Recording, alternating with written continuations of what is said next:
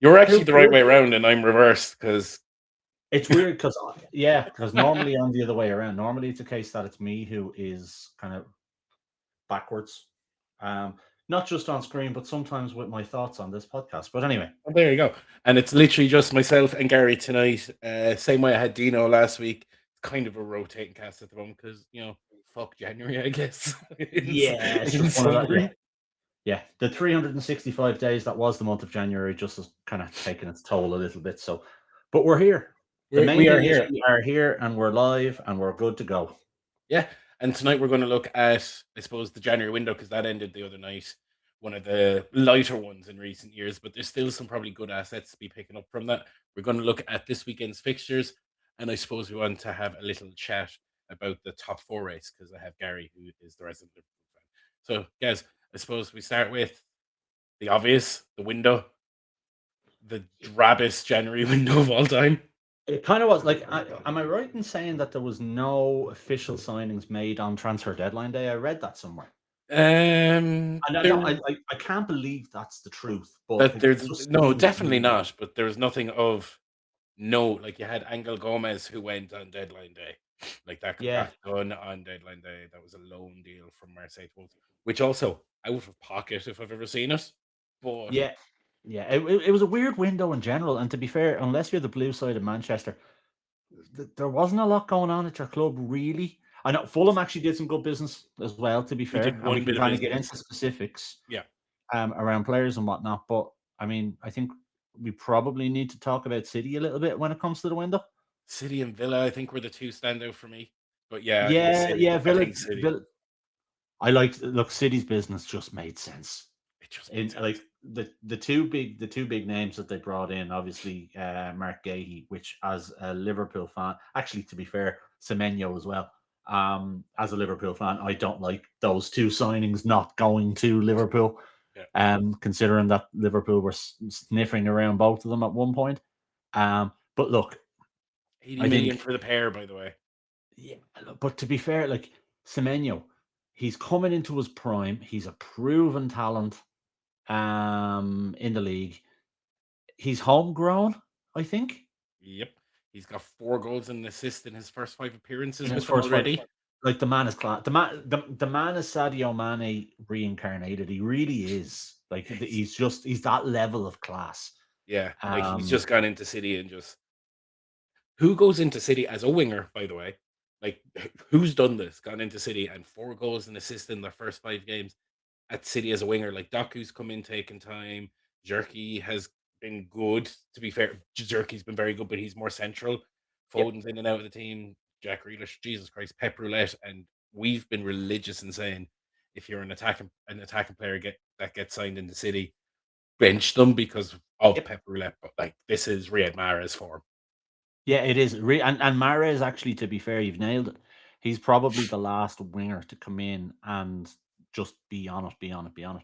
I Yeah, know people might say Bernardo Silva as well, but for me, he was never an out and out winger. no, Class player, no two ways about it, but more kind of agree. an attacking midfielder.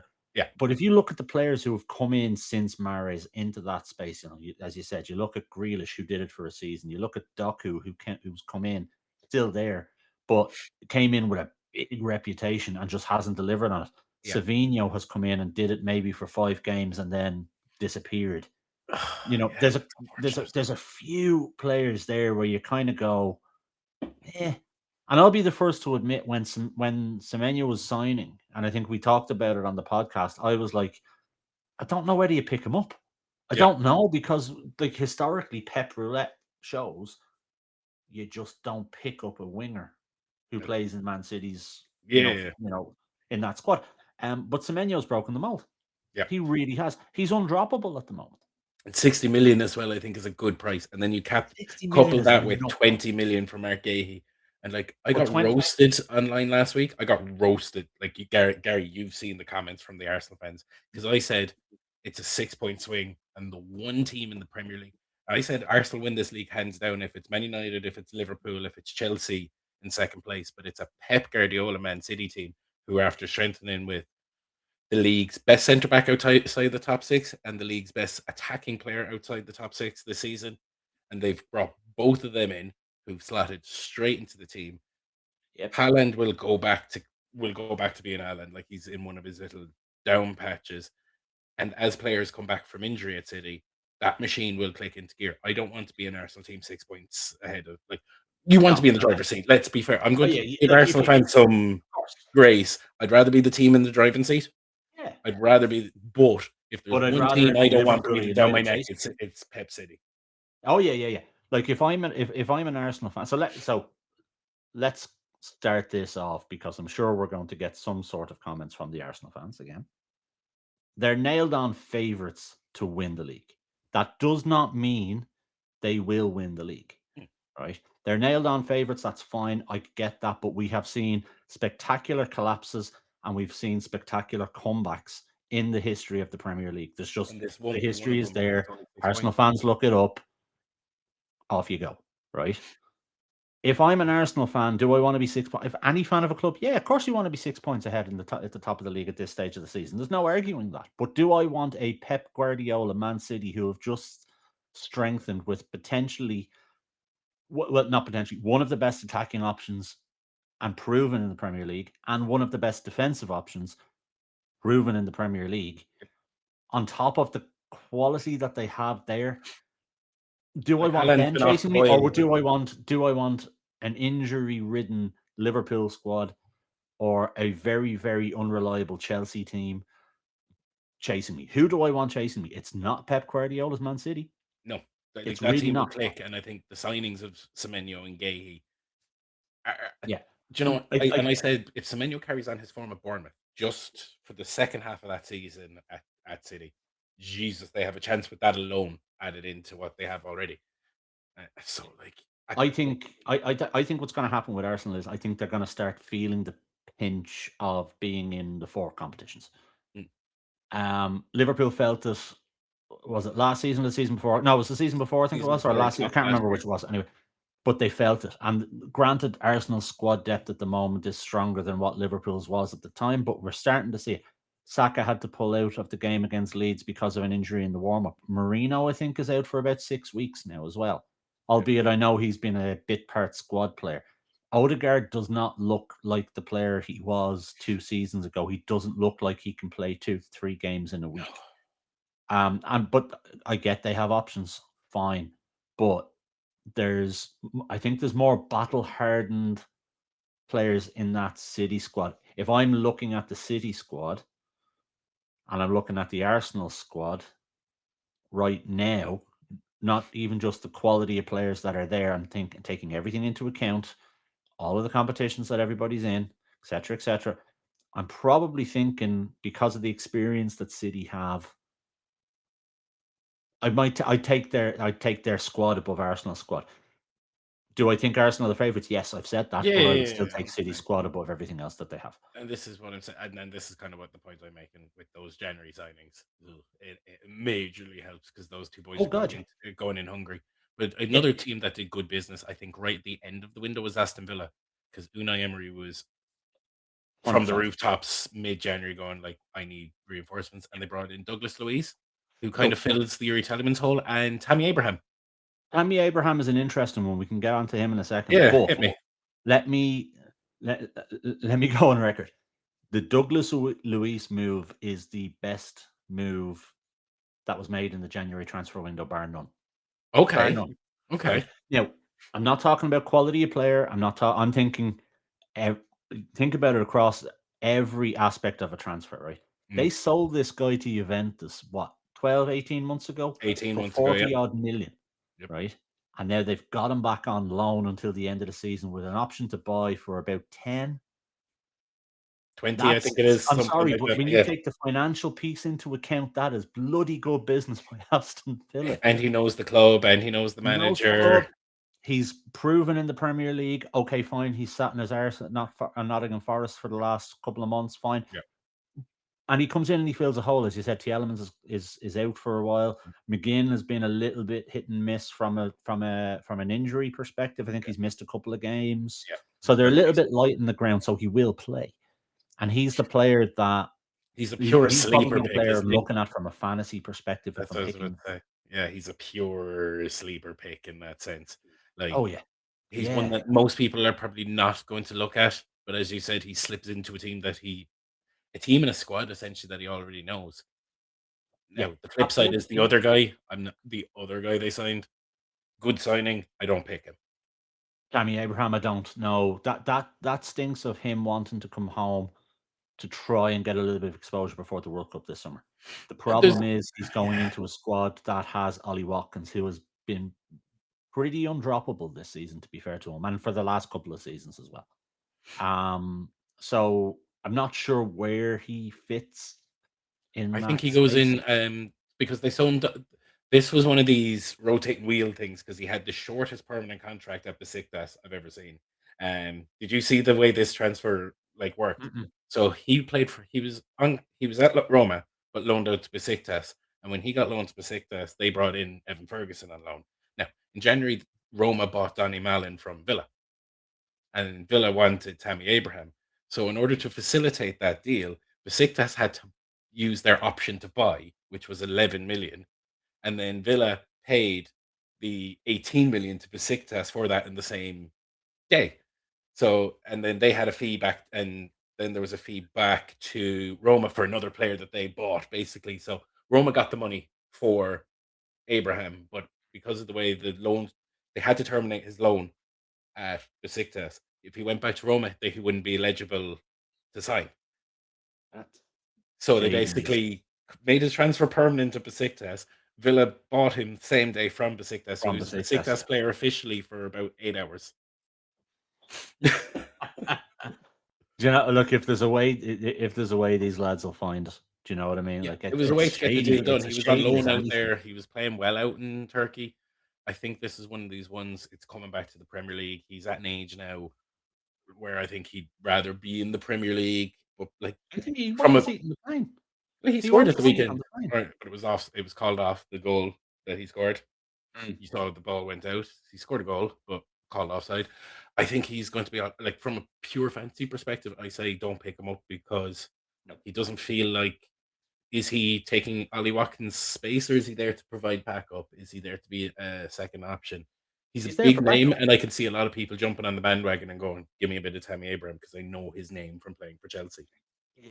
Yeah. No, look, he's known. That's fine. You're right. I think a lot of people will jump on it. I would be total agreement with you. You stay away from him. I think what you do is you keep an eye on Villa to see if something happens to Watkins.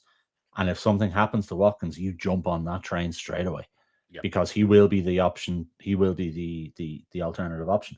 Question though, He will I don't. play. He might play 15 to 20 minutes a game every week to keep Watkins fresh. He might start the odd game against a Wolves or a Burnley or someone like that just to give Watkins a break, or he might start a couple of European games because I think Villa are still in Europe, aren't they? Yeah, yeah, they are. Yeah, So he actually that might be why he's there is because he has a bit of European experience being at Roma, being at Besiktas.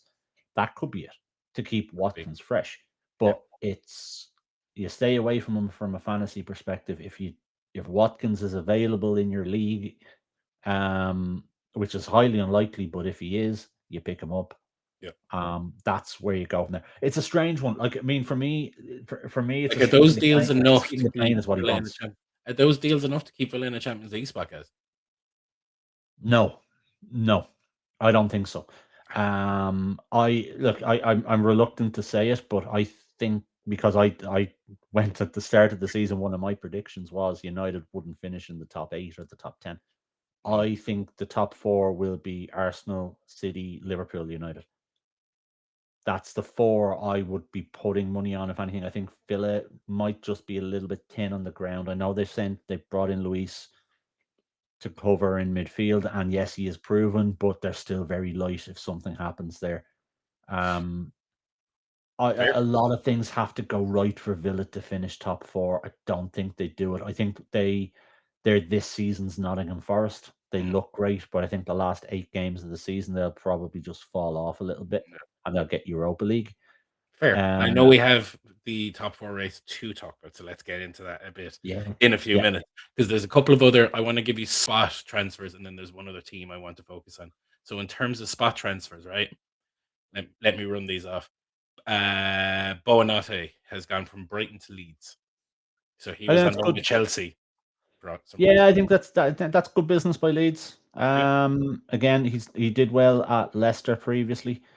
I remember Jimmy particularly waxing lyrical about him when he was there at Leicester, and he picked him up and did quite well for him. So, yeah, decent bit of business by Leeds, I think. Am I picking him up in fantasy unless I have a really glaring hole that it needs to be filled?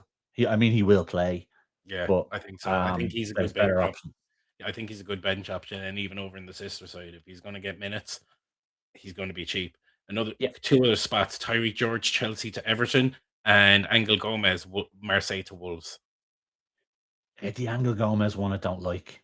I mean, I don't. To be fair, anything to Wolves I don't really like right now because it's I Wolves. think his one is he's been playing good enough football in Marseille to get a Yeah, warrant an England call up. He did get 3 call ups under Carsley. Is this a case of I want to show you how good I am in the Premier League and maybe I get a late spot on the plane?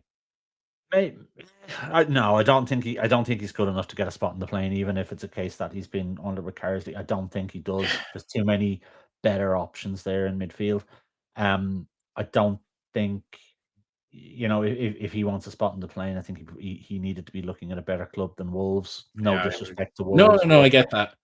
I'm just but throwing out I a think he spitball needs to because be. otherwise it is a weird transfer. So I don't I understand don't why you get it. leave Marseille to go to Wolves unless that was the thought process of Yeah, going. I don't get it. Like, I mean, I know I've just said Tammy Abraham came to Villa to get a bit of exposure to try and get a seat in the plane, but to be Mm, fair, Villa are a top six club.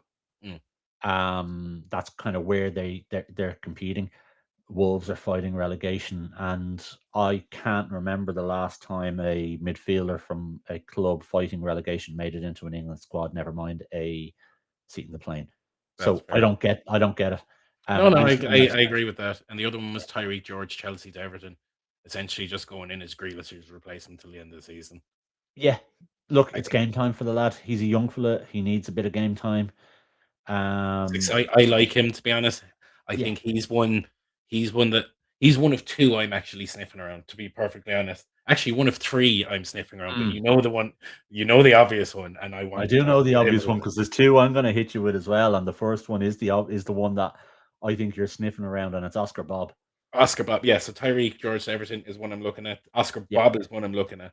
But my big pull out from the window is Ryan to Bournemouth. Ryan from Board. Yeah, Yeah, those are the yeah, other two. Yeah, Oscar Bob for me. I think the way you're saying Douglas Luiz is probably the best value for money deal out of the January window. I think over the next couple of years, Oscar Bob is going to be one of those ones where it's like, I don't think he's going to be there very long because he's actually a very, very, very good player. He had a bad injury last season, but he's only 22. He's already a Norwegian international. Um, he like when he was playing at the start of last season for City, he was very good, very good. Like Pep had no interest in letting him go. I think this is one of these ones similar to Cole Palmer, similar to Frimpong, similar to Jesus. Who was the there was a I saw this list. Oh, James there's a Trafford few. There was a few. of lads who went. You know what? I'm not going to get City have bought Rangers, City have bought Jerky, City have just bought Semenyo. I'm not going to play. Get me out of here so I can go play football. He's a 22-year-old who can play in the midfield or on the wing. Yeah, And do you know what? I think this is one where a lot of people price is 27 million all in, including add-ons. yeah. It's nothing. It's pennies in today's market, and I love this transfer. I Yeah. really, really do. I love it for the player because he is going to get minutes, and I think he is an upgrade on some good players that Fulham have. But I do think he's an upgrade. Pep loved him. Pep Mm. loved him at the start of I think it was 2024. Yeah. Start last season before Yeah, he started had the 24. really So bad leg break.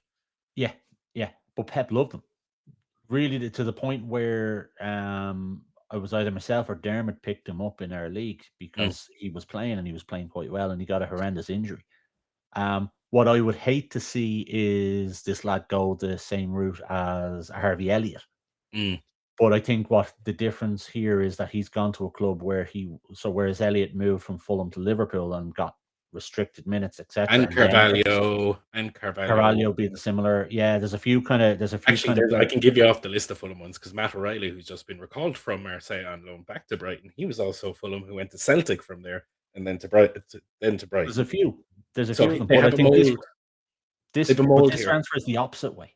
It's Yeah. going from a big club, so he has that big club mentality, which is not a bad thing.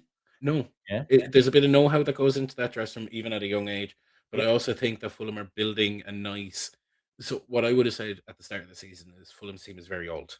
Like Jimenez, Tom Carney, Iwobi is 29, and like he's not that old, but yeah, It's getting on. you had a few of them. Whereas now there's Emil Smith Rowe, now there's Josh King, now there's Rodrigo Muniz and Oscar Bob and Kevin, and like the older statesman of that attacking line outside of Jimenez is Harry Wilson, and he's not that old either. So I No, like this signing. I like this I signing. love I this think signing. if you're over in FPL, he's going to be cheap. He's going to play, and I think what a lot of fans might have noticed at the weekend, and this comes around 2 or 3 times a year because it happened earlier in the year when Fulham lost to Man City 5-4, and now last week they lost to Man United 3-2. It's only when they play in those games where where everybody kind of goes, "Oh right, they're not." Because I was hearing for 2 weeks, "Oh Fulham, this is how United need to play against a low block team," and I'm sitting there going, "Fulham don't play a low block. Please No, watch football. Please watch some football." yeah. Like, Fulham are not, so Fulham still have this air about them that they've come up from the Championship, yeah, no, they play like football, which is complete wing play bullshit. football, which suits him. Yeah. But it when you say Fulham, it's like, oh yeah, those lads who play in Craven Cottage, that looks like a club that came up from League One. Oh yeah, sure, they're like the London Wrexham, aren't they? Yeah. No, they're absolutely not. And I think these like that midfield is good enough to get them into Europe, not Champions League. Let's be clear. No, I said I think Fulham But are I think actually getting Conference League conference is this year, I think and Conference League is absolutely achievable. I think do Europa League might get you there as well. remember But I wrote in my article at the start of the year with my predictions? I said Man United finish fifth if they sort the goalkeeper and striker, and they since went and signed Lamens. And I said Fulham will get Europa Conference if they can sign a fucking striker. And the one thing we never fucking signed was the fucking striker. striker. But we signed a bunch of attacking midfielders. Yeah, So but to be fair, if the likes of Harry Wilson keep knocking them in left, right, and center, then you probably won't need one. But yeah, this is true. Oscar Bob it's an upgrade. I think it's an upgrade to a point where you should, Europe is absolutely an ambition for Fulham now. It should be Crazy if you said 100%. that to anybody at the start of the year. Ryan Vasco da Gama to Bournemouth, another one I want to talk about. Yeah. This Bournemouth keep doing this. Yeah. They keep doing this. This is Bournemouth all over. They have gone and they've looked up somebody like this They've looked up lad's a what he's football manager fucking regen here is what they've done. yeah. That's it. But He was we've Vasco's spoken about youngest this ever model. player. Hmm? He was Vasco's youngest ever player at the age of 16. Like to get like I know Brazilian football people have this weird thing towards it. If you watch some of it, lads, they ain't poor teams, but they play Brazilian football. God damn it, like they play football. So, but to get into any Brazilian top rank, like Vasco are one of the better teams in Brazil. Like you've got Fluminense, Flamengo, Sao Paulo, Vasco, Cruzeiro. Fuck me, I watch too much football. But anyway, to get into a Brazilian Premier team in the top You need to echelon be from top. at 16 is good. Um, Yeah. Well, you look at the lad at Chelsea whose name, Esteban, yeah, who's come from Brazil as well, and he's done really really well. I think this lad Ryan, he probably needs to build up a little bit to deal with the physicality in the Premier League, but that'll happen. at 19 years of age to have 20 goals in 50 odd games, and he I came in don't at the care what weekend league you're and in playing his in. first game off the bench he got an assist. I'm like, okay, I can There's see something this. about him. I can see this. He's one There that is I'm like, something. if I'm feeling punty, and I like feeling punty. Yeah. I'm looking at him in all versions of leagues right now and going, I'm going to give this a week. I'm going to give Yeah. this 2 weeks. And Just if to he see goes what. on the other side, that Bournemouth attack could suddenly look like uh, Adil on the left, Evan Nielsen on the right, Krupi in the 10, and him on the right, leaving Justin Kluivert out of the fucking team, by the way. Yeah. So let's give this week or two. Yeah, I'm keeping an eye on him, and I'm keeping an eye between him and is it Alex Toth, Yeah. who Bournemouth have signed from Ferencvaros as well. So another Bournemouth player. This lad is a midfielder now. He's only 20, but he's a Hungarian underage captain, and to be fair, Hungary have been banging out some really quality midfielders. I mean, look at Szoboszlai. Oh, But that's the reference. yeah, well, it has to be. I mean, to be fair, Couldn't but stop Troy Parrott. couldn't stop Troy Parrott. Absolutely. Any opportunity to get the reference in. This is true, but he did make Robbie Keane cry, which I will ultimately kind of say fair play to you, mate, because by all accounts, Robbie Keane was in tears when this lad left Ferencváros because he was that important to that team. Now, you'll say Ferencváros, who are they? They're in the Conference League at the moment. They're doing quite well. So this lad, he has a bit of European experience. He's an underage I'm just captain. after seeing that thing there, the Golden Boy nomination. Golden Boy nomination. Yeah, playing for a team like Fedorenko's, like that says okay, this boy there's something about him. Football. Yeah. But because he's a midfielder, the only question I have about him, again, similar to this lad Ryan, is his physicality, which you need in the Premier League. You really, really do. So let's keep an eye on those two. They might be There's sleepers. A last team that I'm just after figuring out there. But speaking of physicality, because it just reminded me of one team who brought in. I think they've actually done a window that's going to keep them in the Premier League, and it's West Ham. And they brought in the man, the myth, the monster for 2 million, Adama Traore. But he's not the signing that anybody gives a shit about. They brought in Alex Disasi on deadline day. They brought in your man Pepe. They brought in two forwards. It's Castellanos and who's the other fella? Pablo Felipe. And the two of them have come in, gone straight into the team. Do you know what? What I liked about the two of them is that the two of them are high energy. Yeah, they're typical, I suppose. Like, but Castellanos is right up your street. He's the big center. He's the big guy up front. We all know you like the big guy up front. I do, but between him and well, high energy. Well, yeah. He's got a lot more. So he's basically, for me, he looks like a Nicholas Fulkrug who's an engine behind him. Okay. I haven't seen enough of him yet, but what I've definitely noticed about West Ham's games since the two of them have come in is Somerville has started scoring. He now has a forward and 10 he can play off of. Jared Bowen's numbers are going down, but that's almost like okay, this area of the pitch is more looked after. It's more sharing the load than anything. I can do more of this because I don't have to stay in the number 9 and I don't have to stay as the last man and try to get all the goals. Like, he hasn't. I don't think either of them have necessarily. They've not been scoring goals or anything like this, but I think they're opening up. You're right. They're opening up. They're opening up other pathways. Everybody else. And I think it's a good point around Bowen because Bowen he's not a first round pick, but he's a consideration maybe for 2 or certainly round 3 in your draft. Yeah, he's definitely around 3 to 4 and a consideration at 2. Well, yeah. But I think these deals. I think he still is. I think I think he is still a consideration, even though his goal scoring numbers are going down. Because as you said, there's a lot of other stuff he's doing, and we all, as we know, our system doesn't just reward you for putting the ball in the net. True. It rewards you for all of the other stuff that makes up the game of football. Yeah. And Bowen is starting to do a lot more of that stuff. So while his attacking metrics are probably going down, his numbers are not going down to the same level. So he's still a consideration. I like these deals though because I think that gives West Ham the necessary bodies and / firepower that they've essentially been lacking. Like, you can see the results the last few weeks. They've been one of the better teams the last few weeks in the Premier League.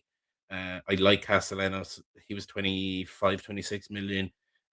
Pablo was 16, 17 million. They're not like, one's Argentinian, one's Portuguese. They're two South American terrier type forwards. Cool. Disasi helps out bodies of quality in their back line. And if any manager knows how to use Adama Traore, it's goddamn Nuno. And to be able to bring on the Chaos Merchant in the last 10 minutes, I think Nuno and Adama have this weird vibe going. And anytime Adama Traore's played well in the Premier League, Nuno has been his manager. Nuno's been there.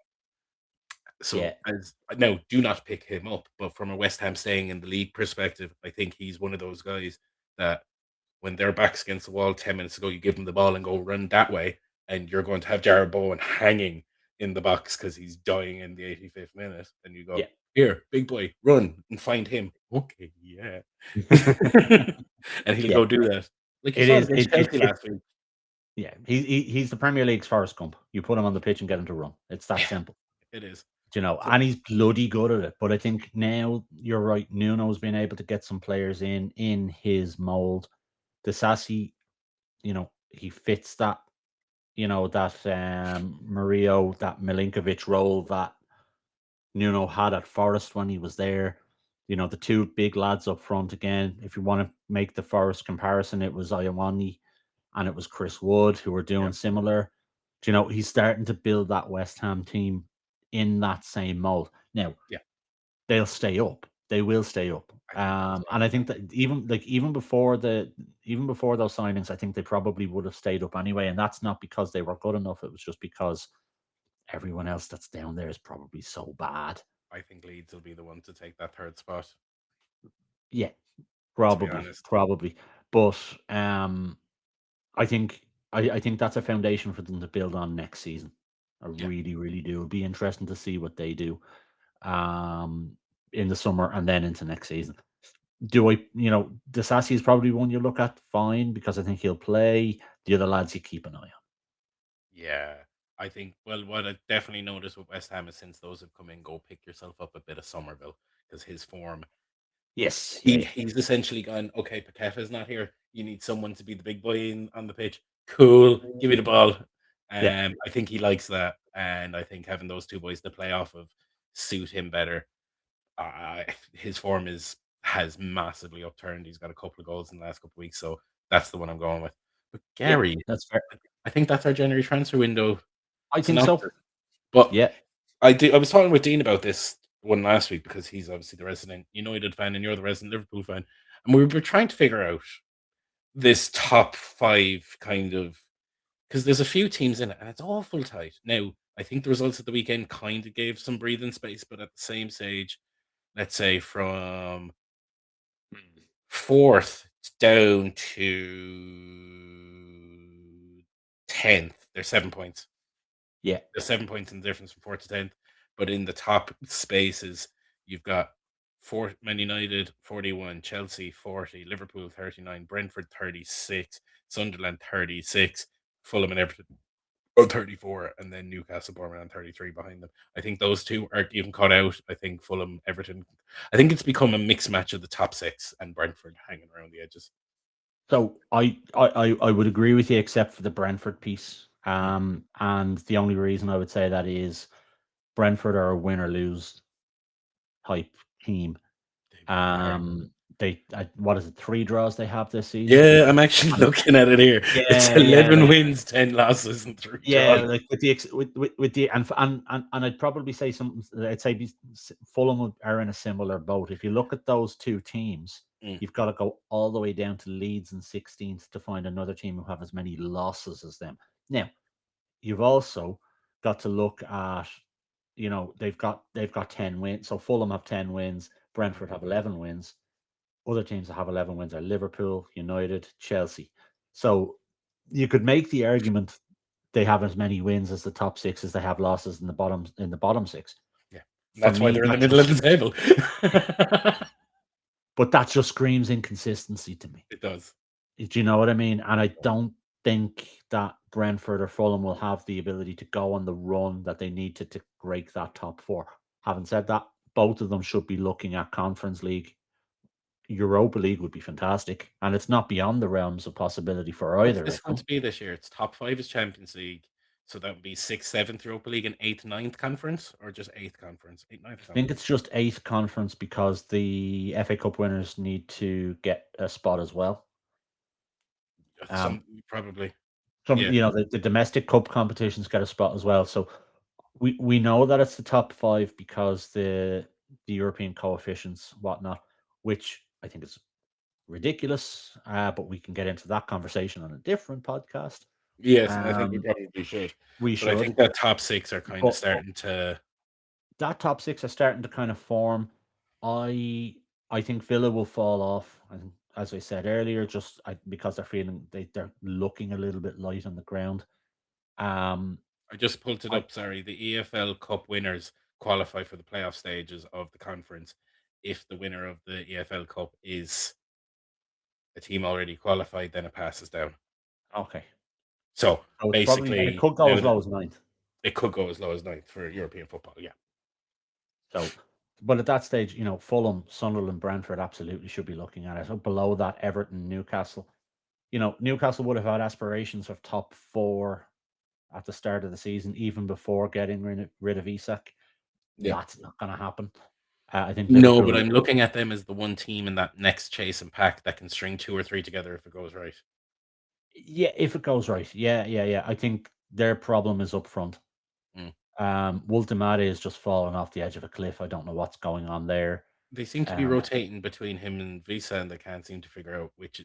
It's almost like a puzzle that they're trying to solve. It's like, which route do we go? yeah, it's a strange one. Like, I mean, give. To be honest with you, I played the two of them. I don't I think think I we'll don't go think they get in with each Visa other's on the way. left side. Woltemade is a big guy. Visa isn't. He played quite well off in Buemo last season Mm, at Brentford, so he can play with somebody up top. Try it. It can't be any worse than them not scoring. Do you know what I no. mean? So But give it's them I think their problem is Anthony Gordon, Harvey Barnes. They have a lot. Lamia. They have bodies out wide, so it's almost like they're built for that system. Whereas I think, as you said, if they were to move to a two up top, you could Yeah, probably play Anthony Gordon.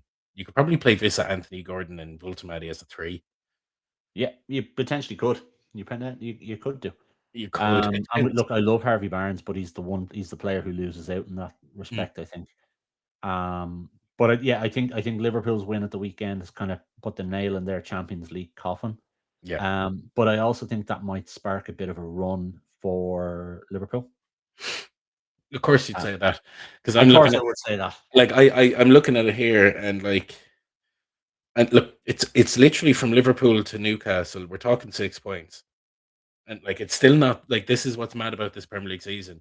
But like I still have this weird feeling now that that top six are going to start pulling away, and the team, as you said, I think Villa are going to be the team that ends up sixth. Yeah, I think so. I I do. do, and then I think it'll be. I'll just be honest with you. I think it's going to be Newcastle, Fulham, Everton, Sunderland as the next to the top 10 in that order. Yeah, yeah, I think that's I wouldn't be disagreeing with that. I think your outlier there could potentially be Brighton because you never like they you wouldn't know with Brighton they could go on a run, but it's a Yeah, I long shot. suppose. Yeah, not Yeah, with the it's way it's they've been it's an playing each this way season. bet if it's anything. Do you know what I mean? But Yeah, that would be the outlier. I'd be keeping an eye on them to I to think see whether or Newcastle not they push can. up. I think Newcastle actually end up in seventh. I just think their squad is too good. And now that they're out of other competitions, I think they'll be fine. I think they'll land at seventh. I think Fulham will finish eighth. I think you're looking at a mix of Everton and Bournemouth, and I think Sunderland drop. Um, I think Yeah, Fulham get the eighth spot. But that's me, my bias. Like Brighton could easily pop that up. Uh, Brentford could do just enough to stay in that pocket, and that's your kind of Europa and conference. But let's talk that top six. Hit me with your thoughts, Gary. top six. So look, Arsenal. I do think Arsenal will win the league. As I said, they're kind of favourites. I know we don't want to hear it. I don't think it's as cut and dry as everybody thinks. And when I say everybody, I mean the Arsenal fans who, I do want to say I saw that article in the Telegraph about the journalists complaining about their own fans, and it brought me joy because it's vindicated. well, he's right. I mean, I'm sorry, and Arsenal fans come at me because, to be honest, I don't really care. But you are the most delusional fans that are in the Premier League. It's as simple as that. You think you have this absolutely God-given right because Arsenal are a big club, and yes, they are a big club, but The we comments I have was this. getting last We're, week, it's we're like like teams come up and play we against fucking us, are. and We're Arsenal. Like no, like have you there seen the are argument about the set pieces thing though? Because the argument is like, well, every team comes against us and plays a low block. I was like, any good team has to come up against teams that play a low well, block. I've spoken. So believe it or not, John, right? There are some Arsenal fans out there who There actually is, know what they're talking about there when it comes is, to football. There is, there is, and there is. I am friends with a lot of fans from different clubs. A few of them being Arsenal fans, and a lot of them are saying that. there's a bit of head scratching going on. Going, why are Arsenal playing the way they're playing? Given the quality that they have, it looks Mm. like they're playing to get a set piece because they're so good at set pieces. Yes. Now, I don't watch a lot of Arsenal football. I don't, because I don't find them particularly interesting to watch. I'll be honest with you, because Sure. of because of that. But Yeah. from the highlights that I do see, and from the conversations that I have with fans who do watch Arsenal religiously, Mm. it's very much a case of play for a set piece, give it to Declan Rice, and see what he can do. Mm. And it's been working fine, Yeah. fair enough. But is it sustainable? I don't know. Mm. This comes back to the conversation we had at the start of at the top of the podcast. Do I want a City team who have the potential to score from anywhere now that they have Semenyo in the team, and have the potential to keep you away from their goal now that Gay is in the team? You know, as Mm. soon as Diaz comes back, that's a bloody good centre back partnership that they In have there front of Donnarumma. in front of Donnarumma. If I'm an Arsenal fan, I'm not sitting. I'm Their not their only sitting gap in comfortable. defence is really at right back, isn't it? Yeah, yeah, that's the only real gap. And Nunes has been doing a decent enough job there. Yeah. And at the You left know, they have Ake, Verdial to come back. You've well, they've uh, Nuri there as well who can fill and in. Who's O'Reilly, who's held down the spot so far this Yeah, season. Like their yeah. only So they gap is have at right enough. back. They have enough. So if I'm an Arsenal fan who is not delusional, I'm not comfortable in a 6 point lead, even though I think they've only got to play City out of that kind of. They've played Liverpool twice, they've played United twice, they've City to play before the end of the season. And even if City beat them, that technically that's only 3 points off, the kind of way. So, Mm. but I don't like, we've seen City go on a run where they've gone 10, 12 games, not even 12 games unbeaten, 12 wins on the Yeah. bounce. Look, it's Do six I points see from Arsenal 14 doing that games. between now and the end of the season? No, Like no, I don't. the way I said it and the way I framed it was like it's 6 points with 14 games to go. When it gets into the last 8 games, when it hits that 30 game mark and you get into I will if it's 6 points at that point, I will I will fall on my own sword. But I think when there's I 6 games to even get to that point, and like Yeah, every game is going to be an increase of pressure, increase of pressure. and this is why I wouldn't be like, if the gap with 8 games to go, if the gap is 8 points, I'd be Right. kind of saying, fine, it's there for them to, give it to them now, kind of thing. Mm. If it's within 2 games with 6 games to go, if it's within 2 games with 4 games to go, it you're not sitting comfortably. You're No. really not. And granted, I'm a Liverpool fan, and I've only experienced a Premier League win twice, Mm. both of which they've ran away with it. So I haven't experienced it myself, but You did have a year though United. that City You basically talk to a United fan. Dean the has Aguero said this. season, Hmm? the Aguero The Aguero. season. So United fans above anybody else know this. You do not sit until you're not comfortable until you're either 14 or 15 points clear with 8 or 9 games to go, or mathematically it's yours. Sure. Yeah. But Arsenal fans think they've won the league at this stage. Wake up, lads. Wake up. Yeah. You haven't. You No. really, really have not. So don't say pretty. So, do I think they'll win it? If I was to put money on it, yes, I do. But I'm not. If I'm an Arsenal fan, I'm not comfortable. City will finish second if Arsenal win it, and so they're your top two. Sure. They are your So top. your third, fourth, and fifth is kind of this is the pocket where I'm kind of interested in your thoughts. So you're Third going to to think I'm sixth, biased really. here. You're going to think I'm biased here, but I think third and fourth is between Liverpool and United. Okay. Um, I've been shocked at United's turnaround under Carrick. I really, really have. Like the results that they've gotten have been phenomenal. To go and win against the top two teams, given the dumpster fire that it's been for the last, well, even let's just look at this season, it hasn't been great. To get those results has been really, really good. Mm. But it's United. I don't know whether that continues. I don't know whether the guy will get to have his haircut when they get 5 wins on the bounce. And now that, to be honest with you, now that of those running games, and it was very funny to hear Carrick mention kind of what I've been saying for weeks because people were just saying it was me being biased. I was saying I said the day Carrick took the job, I was like, and you all heard this, they'll beat Arsenal and City. Because if you can't get up for those two games under a new manager, under a club legend, don't be at the club. Simple as that. And Carrick said it. Fulham is the test, And that, and it wasn't easy. And of the three games, do you know they only had 40% possession against Fulham? Fulham were like Bruno Fernandes was.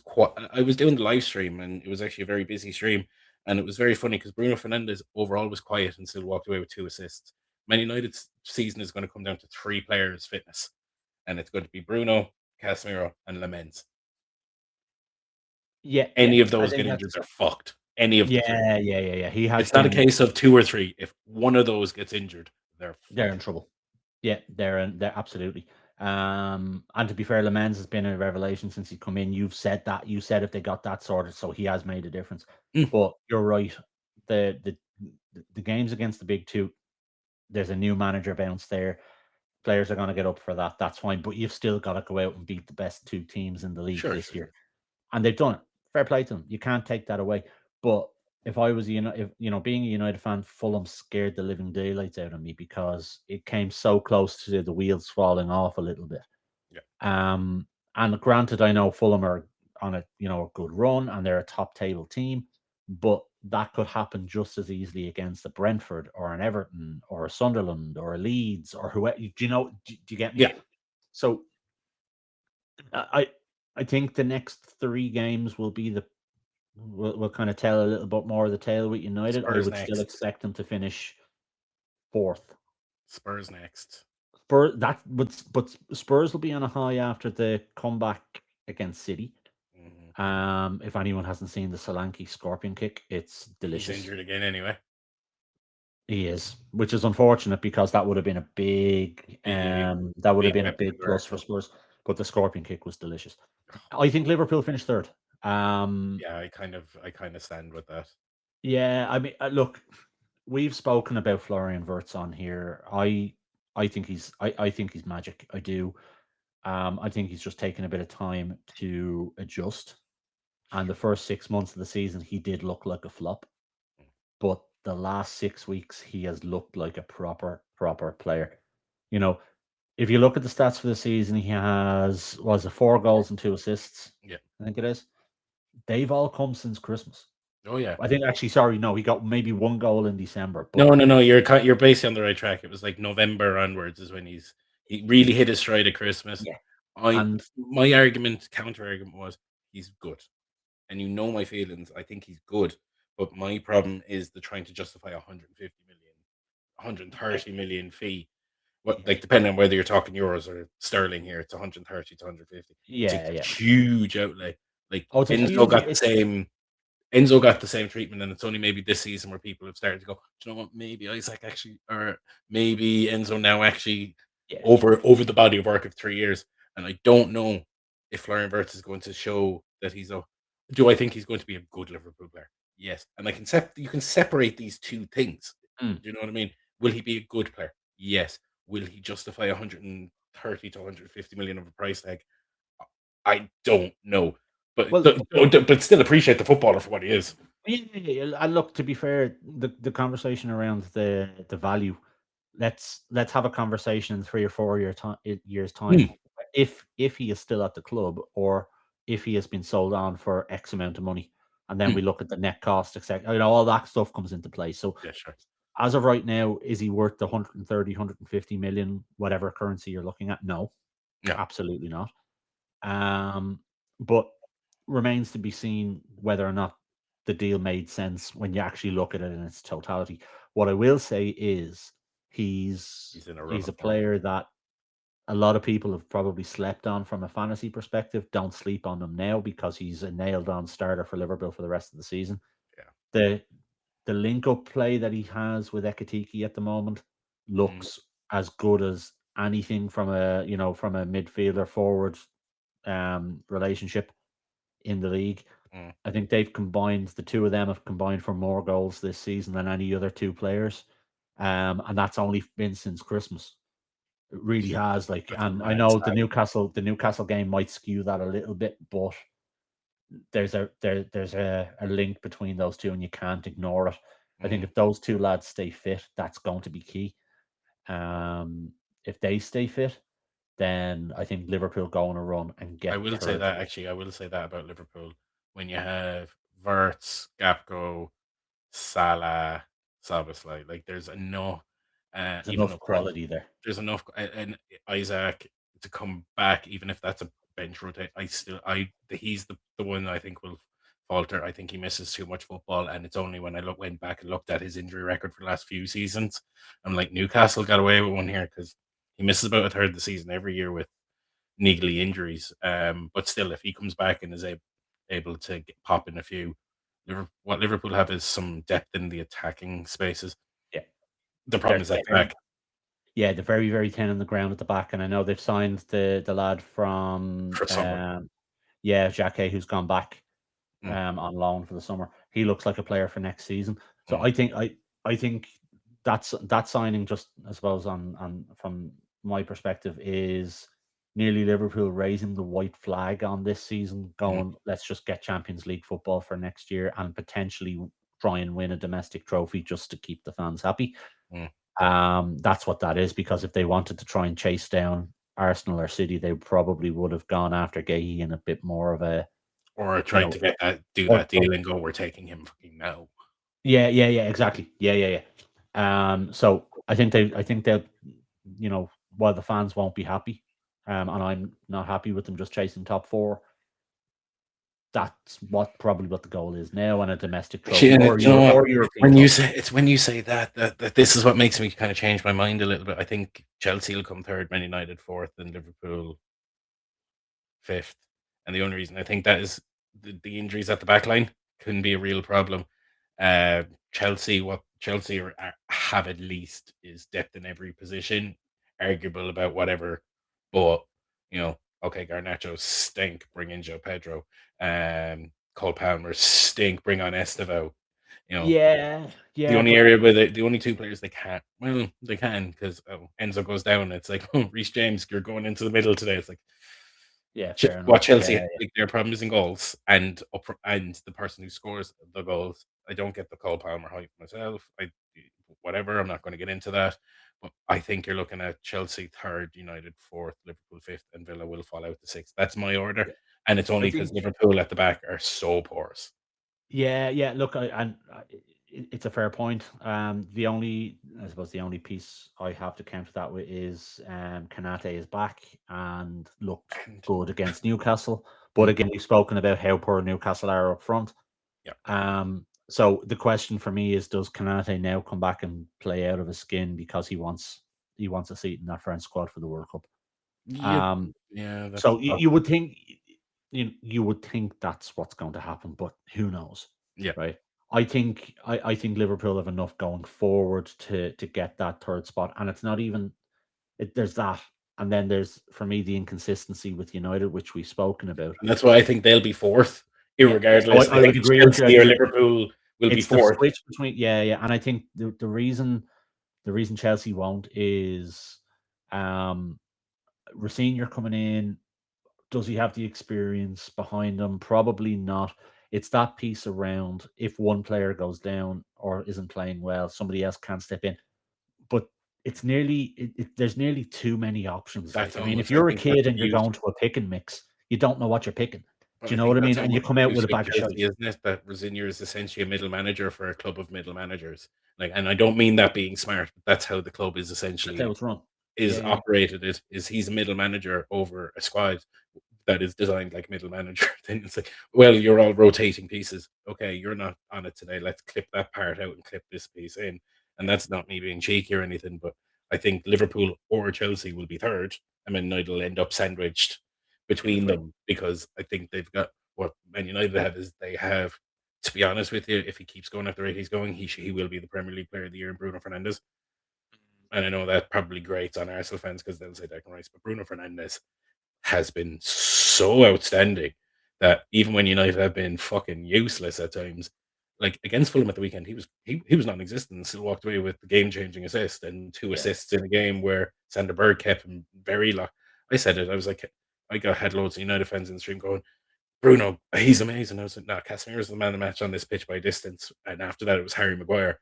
Bruno Fernandes got away from his man twice and made it fucking count. That's the difference in Yeah, quality. So that's why I think absolutely. that's enough for them to stay in there. Yeah, yeah. I'd agree with you. Look, he changes games as simple as that. And while he may be missing for 70, 80 minutes, he changes games when he comes Mm, alive.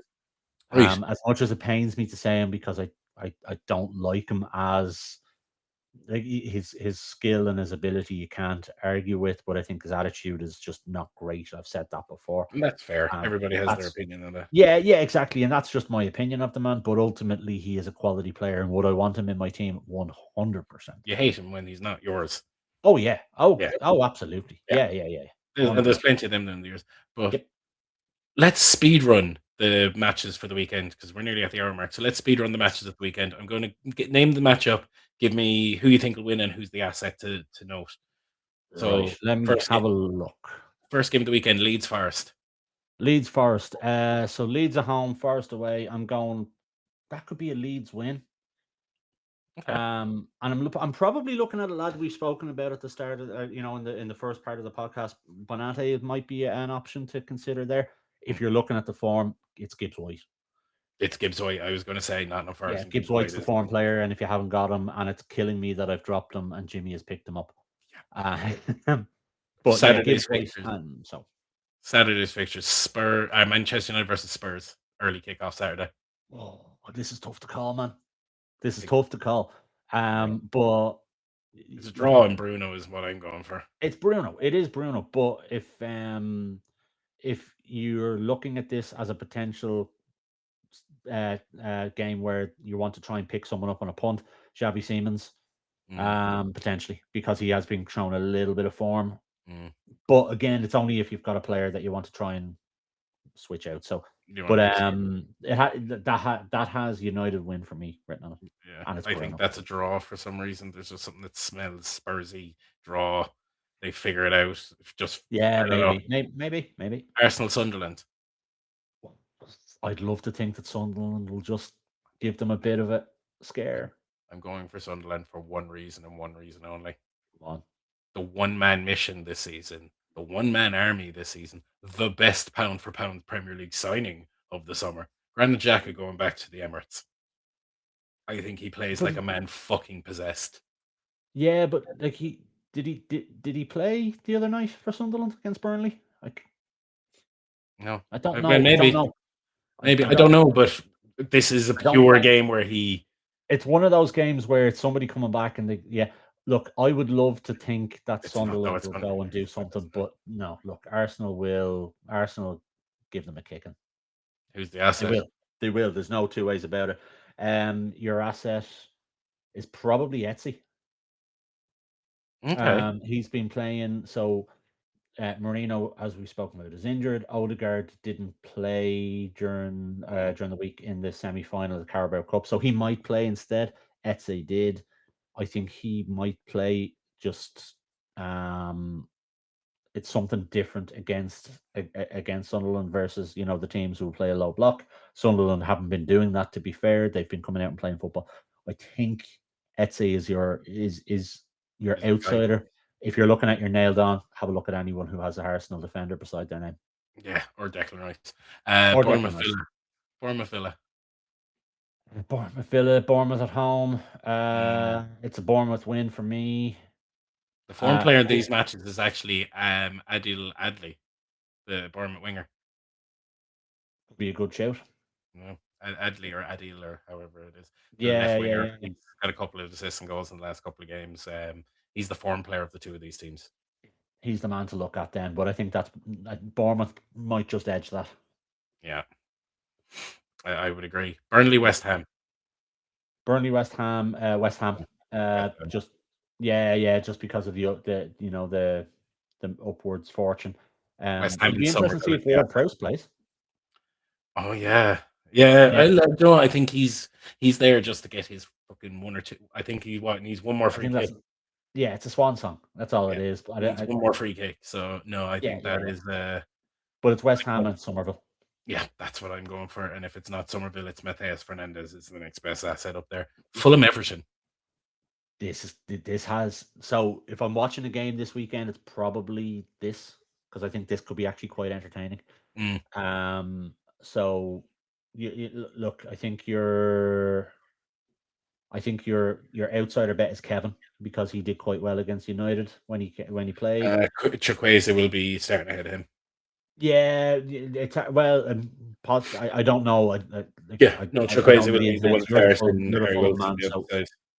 but Harry Wilson as Yeah. well. If you're looking at anyone who's nailed on from an Everton perspective, it'd be interesting to see how Tyreek George does. But if you're light up front, get some Beto into your team.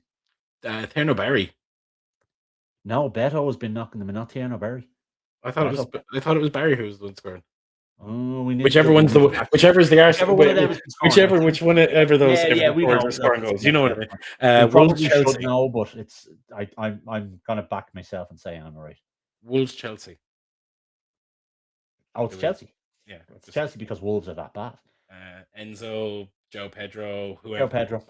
Yeah. And I'm saying that because he's in my team, and I'm hoping because I'm now on a 6-game unbeaten streak and handed Moving Jimmy on. his arse last season or Moving last on. weekend in the league. So yeah, suck it, Jimmy. I think I'm right behind you in the table. I think you are. Oh yeah, I think I'm 3 Yeah, points but behind you. suck it, Jimmy. And Not I've that been I waiting nearly an hour to say that. slapjack Sadler around there at the weekend. Newcastle Brentford. It's at St James's Park, isn't it? It is. That's a tough one to call. Brentford have been on a decent run. They have. They really But have. it's Newcastle at home. I It's can't look Newcastle at past home. Newcastle at home. I think you look at any of the big three lads in the Newcastle midfield. Yeah, Tonali, Possibly Mahrez. not Tonali because I don't know where his head is going to be at considering what happened on transfer deadline day. Oh yeah. Oh Where yeah. his agent offered him Mahrez, to Arsenal and he said no. So I don't know what the crack is there, but maybe he you'd didn't want wonder to why. go because he's happy at Newcastle after the way they looked after him during that whole thing. Yeah, and And if fair that's the play to case, the he's lad. going to put on a show at the weekend. So Yeah, maybe possibly. So maybe he's the man to look at. Brighton Palace in that random ass derby. Yeah, that's a random derby, isn't it? It's probably a Brighton, Brighton win. Palace have Brighton, been, fucked. yeah. I mean, look, Palace have lost Gahey. Mateta is still there, but he doesn't want to be there. So is his head He's gone right? and taken an elective surgery so that he's out for 3 months and he'll be back in time to be fit and up and running for the World Cup. Yeah, but if he doesn't play, there's too many players ahead of him. There's too No, he's in the French much team now. quality in the France No, he's squad. actually in the squad now. He's started for the last 5 games. Yeah, but if he goes away for 3 months, does he keep That's that why spot? he's going away for 3 months. Yeah. No, So that was literally it. So the Roman so he or doesn't get injured? the medical for AC wasn't necessarily failed. They wanted to renegotiate the deal in case he needed to go for a surgery. Now, adding on to this, Nkuku didn't transfer out of AC and they needed him gone to fund the wages. So I think they basically went, we knew about this fucking problem anyway. Let's just use that as the excuse to pull the rug out of the deal because they couldn't move Nkuku on. He's gone, fuck it, I'll take that surgery so I don't have to play for this shower for the next 3 months. And basically, like the French setup kind of suggested it. So by all accounts, he's in. Kind of nailed on. He's By the in. sounds of No, it. he's Mbappe's backup, like, but he's in. Yeah. He's But in. look, it's by the sounds of it, then he's nailed on for a place on the Yeah. plane for France. So Yeah. And then fair the enough. final game of the weekend, your lovely Liverpool versus City. Probably a terrible game to watch, lads. So bad. It's going to be so bad. Two teams cancelling each other out. But I am going to put money on it. Liverpool to win. Verts and Ekitike to link up again. I think I it's a think they City give win. Gahey an absolute nightmare at the weekend. I feel it's the other way around. I feel like it's Haaland going, oh, Liverpool have no defenders. Let me go have a fucking party and get myself back on track. And if he shows up, if he shows up, then God love us all. But if he shows up and scores a hat trick, I'm not overly concerned by that because he is in my team for fantasy, and that means I beat the average score this week. Cool. I think So that's about it from us this week. I Gary, think so. this has been a lovely It's chat for the nothing. last hour or so. Yeah, no, it's been good. It's been good. Yeah, been really, really good. I have to say, and we've got through some really good stuff there. We did, no fairness. But if there's anything else that anyone wants to see, where can we find it all, John? You can find it on StatrDraft.com. You can also find us on Instagram, TikTok, where I do my weekend lives. Last Sunday, there were so many. We made a whole 37 cents off TikTok last week, but there's so many people. Revenue! There's so many people. We're But no, it was corporate, class. lads. We've got we're branded and we're corporate. Yes, indeed. So basically, check us out on TikTok, check us out on YouTube. They're probably the main channels. We are on Instagram and everything else. But definitely, if you're into having the chats, TikTok and YouTube are the two best places. So, Gary, on that note, peace out, and everybody listening this week. Talk to y'all next week. Absolutely.